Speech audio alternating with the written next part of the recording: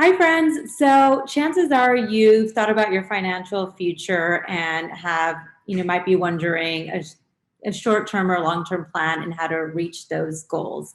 So I'm Yesenia with the Christian team, and I'm here with Vanessa Jilot of Terra Blue Wealth Management. And today we'll talk about how and when, with the help of a team like Vanessa's, you can reach those goals maybe faster and with a really precise plan.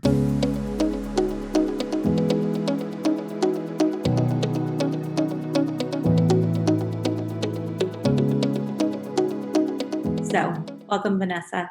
Thank you so much for inviting me. Yeah, of course. So, Vanessa has helped a lot of my clients prepare for a home purchase and major life events. And not all of my clients have a financial advisor, but I find that the ones that do really come to me as like a second step and have a really clear understanding of how much house they can afford and really the why behind that.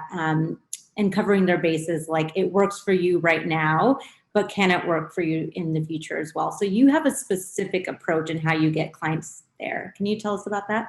I do, yeah. So, first off, working with a financial planner can really help make sure that there's somebody on your side of the table that's looking out for your best interest. One of the ways that we go about looking at what's affordable to you, more importantly, down the road. Today we know it's affordable, but what happens tomorrow? Life changes. We all have changes in mind. One of the ways that we tackle this is through what I've coined as a bottom-up cash flow approach. And this really looks at all of your goals. You have those competing goals of sending the kids to college and retiring early and all of those good things. How do we get you there? And with that said, how much house can you afford today to make sure you're still on track for those goals?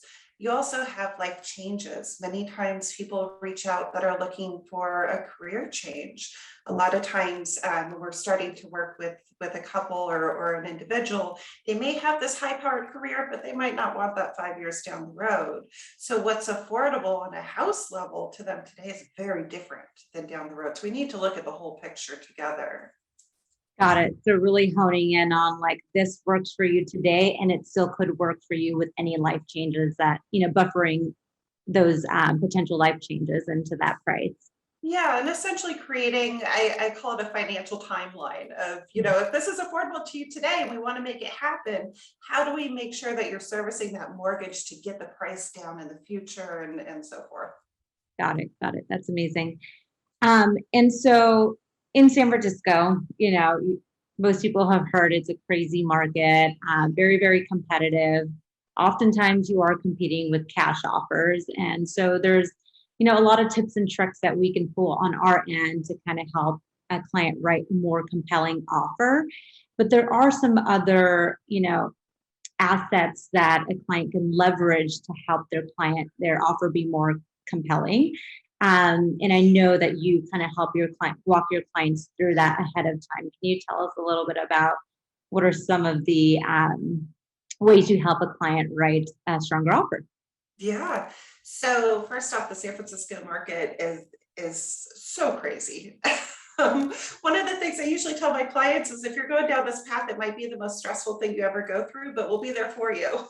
That's, um, but one of the areas that I like to start before somebody's even to the offer stage is around the base education of how does your money work for you? Your money in a 401k works very different than your money that's in a savings account. However, there's ways you can utilize all different assets. You just have to be strategic with it. There's age requirements that we need to talk about as well, but to create that really robust offer, there are ways that you can leverage your IRAs where you can pull money out over the course of 60 days or less and put it back in, and it's not a taxable event as long as you stay within those parameters. There's also ways you can use your 401k through 401k loans, or if you're self-employed, it gets even more interesting there. And then of course, if you're using taxable assets, so after tax assets that are in the market, we have to look at what's the ramifications for short-term or long-term capital gains and what puts you into that best situation. But we spent a great amount of time going over how each account works and what accounts are sort of up for grabs, if you will, if we need to go in with an all cash offer or be more competitive there.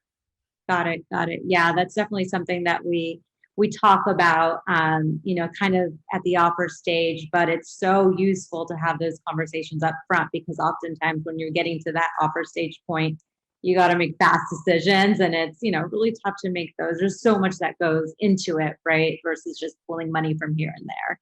It can be uncomfortable. The whole process in general can be uncomfortable, but you really need to know the ins and outs and what's within your ability to proceed and have sort of all your ducks in a row before you find that perfect house.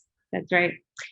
And so, you know, for someone who doesn't own a home yet, but is preparing and saving for that home purchase, um, but also wants to build their financial profile, is their money safer in like a bank account, or is it advantageous to maybe, play with some of that money in the market to potentially grow that down payment faster? Or how do you generally advise your clients who are in that position? That's a really good question. It's hard when the market keeps going up 30, 40% per year to justify leaving money in cash, especially if we have inflation issues. Um, the general CFP rule of thumb is that if you're purchasing a home within the next 2 years, cash is king. There's no point in taking on any sort of market risk or interest rate risk with that money. You should really be looking at just a high yield savings account. By high yield, it's still relatively small given our interest rate environment, but we tend to look for online banks for the best yields there. So Ally Bank, things like that, Barclays.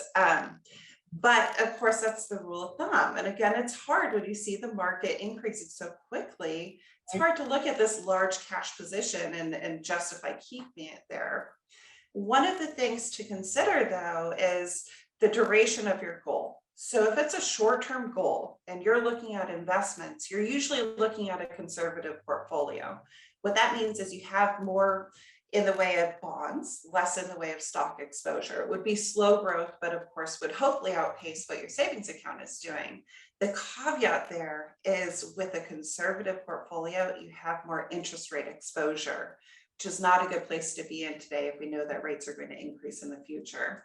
So it's a big conversation to have. Where I usually like to start is just going over those pros and cons and showing, historical returns of a portfolio and what that means. And just going through those questions of, if the market's down 10%, are you willing to lose that in your portfolio given your duration? Right. So it sounds like in the shorter term, like a year, 2 years, or Yeah, so I mean, we really push our clients. If it's going to happen in the next 2 years, you need to keep that in cash. And many times, if somebody says it's going to happen in 2 years, it happens sooner. So that's where we'll push people. But if we get that pushback, then we are looking at historical returns and how does that work, and going through those questions. yeah, that makes sense. And so, at what stage should someone really kind of start to consider, employing the help of someone like you?